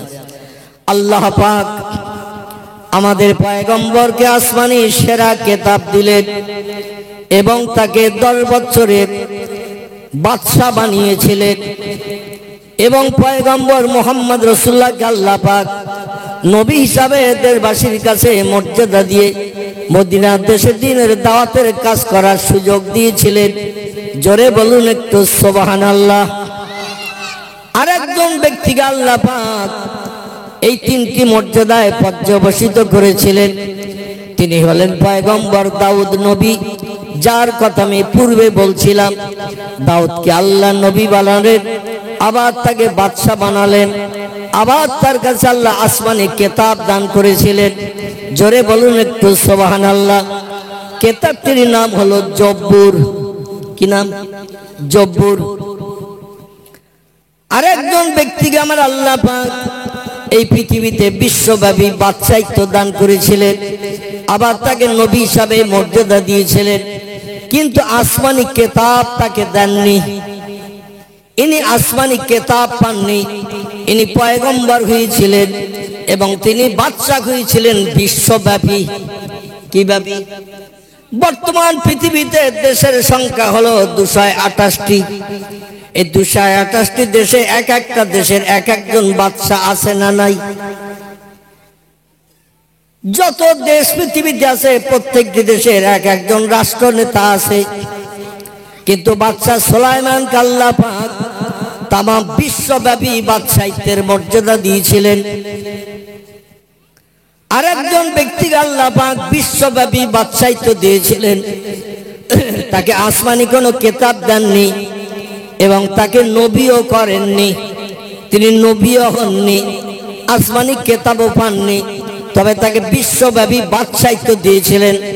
তার নাম ছিল সেকেন্দার জুলকারনাইন। কি নাম বললাম? আমি কিন্তু নানি দাদির কোনো গল্প আপনাদের কাছে করছি না, পাক কালাম কোরআন মজিদের ভিতর থেকে তথ্য পরিবেশন করছি। খুব ভালো করে মন দিয়ে শোনেন। এই লোকটির নাম ছিল সেকেন্দার জুলকারনাইন। কি নাম বললাম? সেকেন্দার জুলকারনাইন। আল্লাহ পাক রব্বুল আলামিন আরেকজন পয়গম্বরকে 3টি মর্যাদা দেননি, 2টি মর্যাদা দিয়েছিলেন। একটি মর্যাদা হলো আসমানি কেতাব পেয়েছিলেন তিনি, তার নাম ছিল তৌরিত। কি নাম বললাম? তৌরিত নামক একটি কেতাব তিনি পেয়েছিলেন এবং তিনি পয়গম্বর হিসাবে পৃথিবীতে মর্যাদা পেয়েছিলেন। তবে বাদশাহিত্ব আল্লাহ পাক তাকে দেননি, তিনি বাদশাহিত্ব পাননি। বিশ্বব্যাপী বাদশাহিত্ব পেয়েছেন 2 জন। একজন হলেন বাদশাহ সেকেন্দার জুলকারনাইন, আরেকজনের নাম হলো বাদশাহ সুলাইমান। বাবার স্থলাভিষিক্ত যখন হলেন, এই 12 জন ভাইয়ের ভিতরে কনিষ্ঠ ভাই ছিলেন যিনি, তার নাম ছিল হযরতে সুলাইমান। বয়স ছিল 6 মতান্তরে 7। এই অল্প বয়সে দুটি প্রশ্নের সঠিক উত্তর দেওয়ার কারণে আল্লাহ তরফ থেকে বড় বড় বয়স্ক ভাইদের বাচ্চা না বানিয়ে দেশের জনগণের কল্যাণ সাধনের জন্য আল্লাহ পাক বাচ্চা ছেলে সুলাইমানকে বাচ্চা সাব্যস্ত করেছিলেন। চিল্লায় বলুন একটু সুবহানাল্লাহ। সুলাইমান বাচ্চা বেলায় বাদশাহিত্ব পাওয়ার পরে আল্লাহর শুকরিয়া করে, আল্লাহর নামের জিকির আজকার করে, তাসবিহ তাহলিল পাঠ করে আল্লাহর প্রশংসা করে এমন উচ্চ মর্যাদার উচ্চ মাকামের মালিক হয়ে গিয়েছিলেন। আল্লাহ পাক কোরআনে বলছেন, হুয়াল্লাযী খালাকা লাকুম মা ফিল আরদি জামিআ। জোরে বলুন একটু আল্লাহু আকবার। আল্লাহ বলছেন, বিশ্ববাসী, পৃথিবীতে যা কিছু তোমরা চোখে দেখতে পাও, যা কিছু চোখে দেখতে পাও না, আমি সব সৃষ্টি যা কিছু পৃথিবীতে জিন্দাবস্থায় বিচরণ করছে, বেঁচে আছে, সমস্ত সৃষ্টিকে আমি আল্লাহ পাক মানুষের জন্য তাবে করে দিয়েছি। সূরা বাকারার ভিতরে আল্লাহ পাক এই তথ্যটা পরিবেশন করেছেন। হুয়াল্লাযী খালাকা লাকুম মা ফিল আরদি জামিআ। ও মানুষ, যা কিছু চোখে দেখতে পাও, যা কিছু চোখে দেখতে পাও না, সব সৃষ্টি বাঘ, ভাল্লুক, হাতি, সিংহ, গন্ডার, ইঁদুর, কুকুর, বিড়াল, সাপ, বিচ্ছু, ব্যাঙ, মাছি, মশা, পিপিলিকা, কীট পতঙ্গ, জীবজন্তু যা আমরা চোখে দেখতে পাই, ডাঙায় যেগুলো বিচরণ করে চলে, সামনে আসলে দেখতে পাই, কিন্তু পানির তলায় যে সৃষ্টিগুলো বাস করে এগুলোকে আমরা দেখতে পাই। আপনাদের কাছে একটা ছোট্ট প্রশ্ন করি, রাত 12টার পর পৃথিবীতে দেশের সংখ্যা 228টি, মাটির জমিন, এমন করে আল্লাহ পাক ভূমি বানিয়েছেন, মাটি বানিয়ে দেশের জমিন বানিয়েছেন, সাগরের মাঝে দ্বীপ বানিয়ে দ্বীপ। যত দেশ পৃথিবীতে আছে সব সাগরের মাঝের দ্বীপ। চতুর্দিকে সাগর দিয়ে আল্লাহ বেষ্টনী করে ঘিরে রেখেছেন। বিজ্ঞানীরা যন্ত্রপাতি মেশিন দিয়ে রিসার্চ করে গবেষণা করে তথ্য দিয়েছেন, পৃথিবীর 3 ভাগের 1 ভাগ হলো মাটি আর 2 ভাগ হলো পানি। বর্তমান প্রযুক্তি যুগের বিজ্ঞানীরা ভালো যন্ত্র মেশিন বানিয়ে আবার তথ্য দিয়েছেন, পৃথিবীর 4 ভাগের 3 ভাগ হলো পানি, 1 ভাগ হলো মাটি। এখন এইটাই যদি বাস্তব সত্য হয়, বিজ্ঞানীদের দেয়া তথ্য, তো আমার মনে মনে ধারণা হয় বিজ্ঞানীরা যত উন্নত হচ্ছে তত ওদের তথ্য মিথ্যা প্রমাণ হয়ে আবার নতুন তথ্য সেট করছে। ঠিক বললাম না ভুল বললাম? বিজ্ঞানীরা প্রযুক্তির যুগে যত যন্ত্র মেশিন বানাচ্ছে, পুরানো তথ্যগুলো মিথ্যা প্রমাণ করে আবার নতুন নতুন তথ্য ইতিহাসে লিপিবদ্ধ করে দিচ্ছে।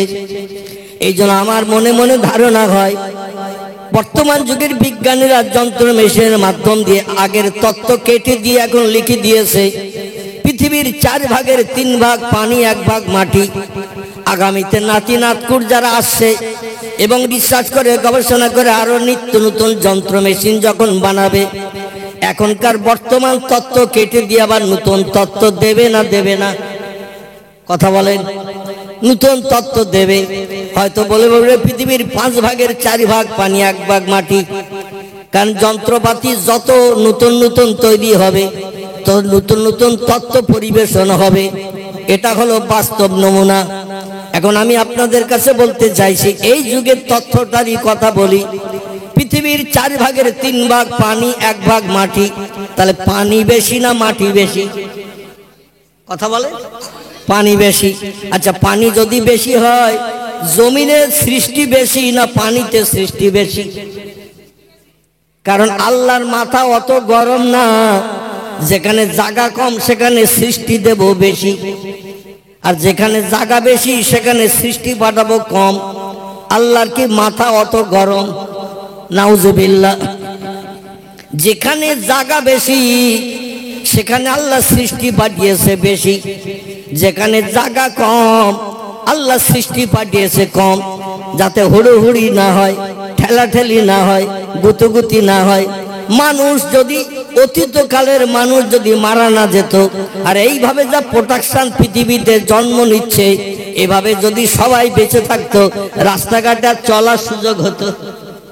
গাড়ি ঘোড়া যেগুলো 15 বছরের পরে ক্যান্সেল হয়ে যাচ্ছে, ব্যান্ড হয়ে যাচ্ছে, এই গাড়িগুলো যদি সব রাস্তায় চলতো, গাড়ি আর এক পাক ঘুরতো। আপনারা অনেকে হজ পাকে গেছেন, এই মোল্লাপাড়ার মানুষ আমার কথায় একমত হবেন। দেখবেন 8ই জিলহজ রাত্রিতে যখন মিনা ময়দান থেকে গাড়িতে করে হাজিদের নিয়ে আরাফাতের মাঠে নিয়ে যাওয়া হয়, হাজি সাহেব যারা আছেন আমার কথা একমত হতে পারবেন, কারণ আমি এই তত্ত্বটি পরিবেশন যেটা করছি, হাজিরাও একমত হবে ইনশাল্লাহ। মিনা ময়দান থেকে 8ই জিলহজ রাত্রিতে কিংবা বিকালবেলা হাজিদের যখন গাড়িতে উঠিয়ে নিয়ে মিনা ময়দান থেকে আরাফাতে নিয়ে যাওয়া হয়, দূরত্ব প্রায় 10 থেকে 11 কিলোমিটার রাস্তা। কতটা বললাম? 10 থেকে 11 কিলোমিটার রাস্তা। মক্কা মুকাররমার কাবা শরীফ থেকে আরাফাতের মাঠের দূরত্ব হলো 14.5 কিলোমিটার রাস্তা। কতটা বললাম? 14.5 কিলোমিটার রাস্তা। তো কাবা শরীফ থেকে মিনা ময়দান কেউ বলেছেন 5 কিলোমিটার, কেউ বলেছেন 4.5 কিলোমিটার। যাই হোক, এই 5 কিলোমিটার 4.5 কিলোমিটার বাদ দিয়ে বাকি পথটা হলো মিনা থেকে আরাফাত। এই মিনা থেকে আরাফাতে যেতে মনে করুন 10 থেকে 11 কিলোমিটার রাস্তা। বাসে যদি আপনি যান, আপনাদের এই মুন্সিরহাটের রোডে বাসে যদি যান, 11 কিলোমিটার রাস্তা যেতে কত সময় লাগবে? কথা বলে একটা তথ্য দেন। যা হয় 10-15 মিনিট, এরকম একটা তথ্য দিলে তো আমার কথা বলতে সুবিধা হবে। আর আপনাদের চুপ করে বসে থাকেন, আমি তো তথ্য না বলে চুপ করে বসে থাকবো। তাহলে সবাই রমজানের ইতিকাফের নিয়ত করে বসে থাকাবো, তাহলে মানে তথ্য না পেলে তো আমি তথ্য দিতে পারছি না। 10 থেকে 15 মিনিট, আমি আরো 5 মিনিট যোগ দিলাম, 20 মিনিট। আচ্ছা, 10-11 কিলোমিটার রাস্তা বাসে বা প্রাইভেটের ট্যাক্সিতে মোটরসাইকেলে যেতে 20 মিনিটে ভালোভাবে যাওয়া যাবে না? যাবে না। কিন্তু লক্ষ লক্ষ মানুষের আগমন যখন হয় হজের মৌসুমে মক্কা শরীফে, হাজার হাজার লক্ষ লক্ষ 25-30 লক্ষ মানুষের যখন আগমন হয় মিনা ময়দানে, গাড়িগুলোয় যখন হাজিরা ওঠে আরাফাতের মাঠে 9 জিলহজ, হজের নামাজ আদায় করে হাজী সাহেবের সার্টিফিকেট নেবে। তাই আরাফাতের মাঠে জিলহজ মাসের 9 তারিখে বেলা দ্বিপ্রহরের পরে ঠিক 2:15 সময় 2 ওয়াক্তের নামাজ একসঙ্গে হাজিদের নিয়ে ইমাম সাহেব পাঠ করায়। ক ওয়াক্ত বললেন? 2 ওয়াক্ত। খুব ভালো করে শোনেন, যারা হজ পাকে নিয়ত করেছেন আগামীতে বাস্তবে নজির দেখতে পাবেন। 2 ওয়াক্তের নামাজ ইমাম সাহেব রিয়াদ থেকে সৌদির বাদশাহ ইমাম পাঠিয়ে দেন। ইমাম এসে হাজিদের নিয়ে, যারা বিভিন্ন দেশ থেকে হজ পাক করতে যায়, এদের নিয়ে আরাফাতের মাঠে 2 ওয়াক্তের নামাজ একসঙ্গে পড়ায়। কি সঙ্গে? একসঙ্গে। আচ্ছা, আমাদের মসজিদে ক ওয়াক্তের নামাজ একসঙ্গে হয়? ক ওয়াক্তের হয়? 1 ওয়াক্তের হয়। 2 ওয়াক্ত একসঙ্গে হয়? হয় না। 3 ওয়াক্ত হয়? হয় না। 1 ওয়াক্তের নামাজ হয়। ফজরের নামাজ যদি পড়ায় 2 রাকাত ফরজ, জোহরের নামাজ যদি পড়ায় 4 রাকাত ফরজ, আসরের নামাজ যদি পড়ায় 4 রাকাত ফরজ, মাগরিবের নামাজ যদি পড়ায় ইমাম সাহেব ক রাকাত? 3 রাকাত। এশার নামাজ 4 রাকাত। আলহামদুলিল্লাহ। তাহলে ইমাম সাহেব পড়িয়ে দেয়।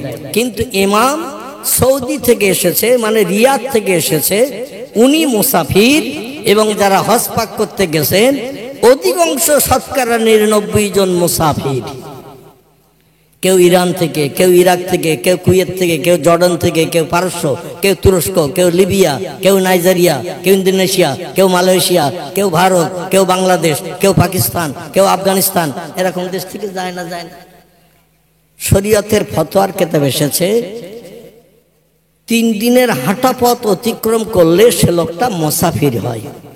এই আমার আগের বক্তা হুজুরের কাছে মশলা মশাইল শুনছিলেন না? একটু মশলার কথা বলি, কারণ এটা আমাদের কাজে দেবে। ওয়াজ নসিহত আওয়াজ হবে মাইকে, মাইক ভেঙে মিদ্দের পাড়া পার হয়ে একেবারে বটগাছিয়ার দিকে চলে যাবে, ও আওয়াজ আর ফিরে আসবে না। কিন্তু মশলার কথা কিছু জানলে আগামী ভবিষ্যৎ জীবন আমল করে কবরে আল্লাহ জান্নাতে নাজ নেমাত পাওয়া যাবে। জোরে বলুন একটু সুবহানাল্লাহ। এই জন্য একটা মশলার কথা বলি। 18 দিনের পথ 3 দিন, কোনো ব্যক্তি যদি 3 দিনের পথ পায়ে হেঁটে অতিক্রম করে, ওই লোকটা তখন আর মুকিম থাকে না। মুকিম হলো স্থায়ী বাসিন্দা, মুকিম হলো স্থায়ী বাসিন্দা। আর মুসাফির তারে বলে যে ঘর ছেড়ে বাইরে বেরিয়ে গেছে, এ হলো মুসাফির। মুসাফিরের জন্য ফরজ নামাজ 4 রাকাতের জায়গায় কয় রাকাত? 2 রাকাত। আল্লাহ বলছেন তুমি পরিশ্রান্ত ক্লান্ত, তুমি মুসাফির, এই জন্য তোমার জন্য আমি তাকফীর করে দিয়েছি, কম করে দিয়েছি, বেশি নামাজ পড়তে হবে না, আদায় করতে হবে না। এমনকি রাস্তায় যদি তুমি ঘর থেকে বেরিয়ে যাও, মুসাফিরি হালাতে যদি তুমি থাকো, জুমার নামাজও তোমার জন্য ফরজ নয়। জোরে বলুন সুবহানাল্লাহ। জুমার নামাজও তোমার পড়তে হবে না।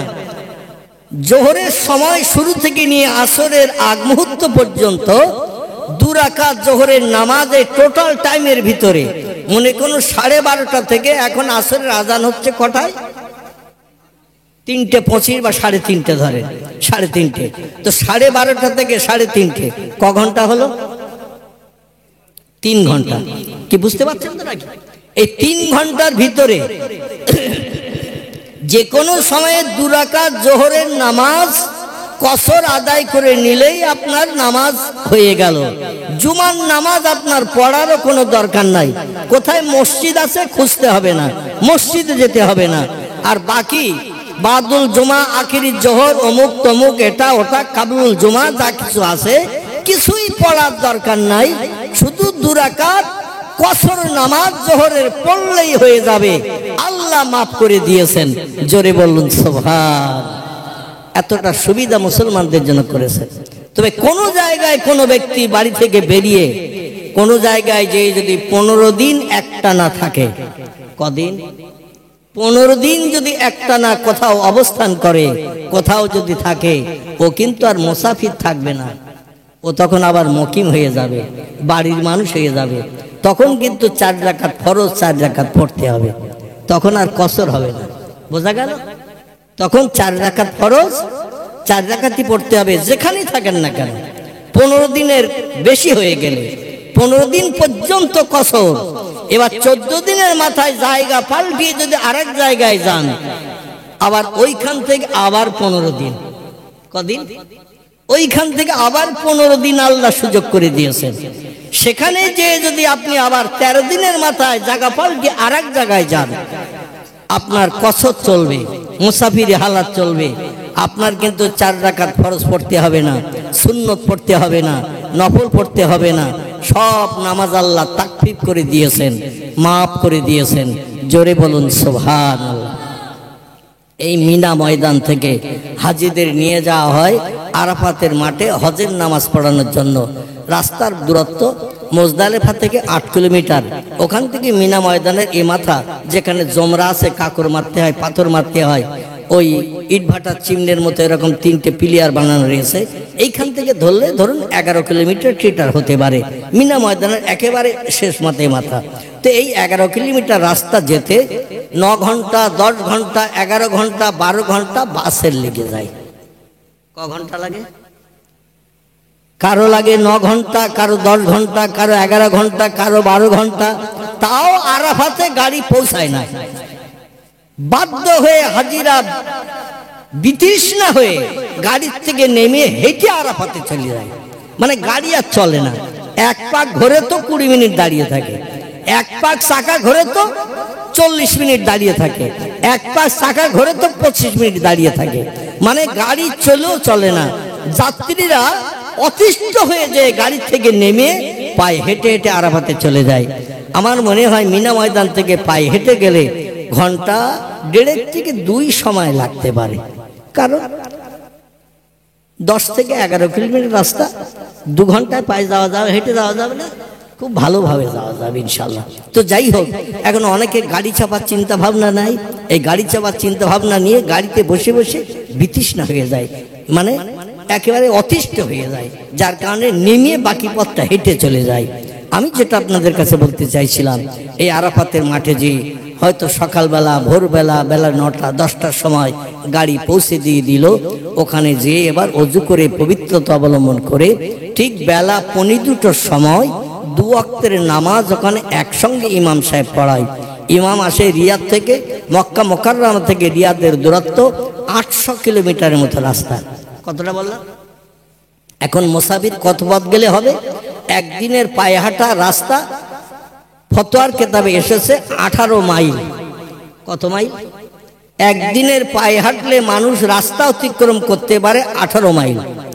3 দিন পায়ে হেঁটে গেলে ওই লোকটি মুসাফির সাব্যস্ত হবে। তো 3 দিনে 3 18 কত? 54 মাইল। 3 18 54।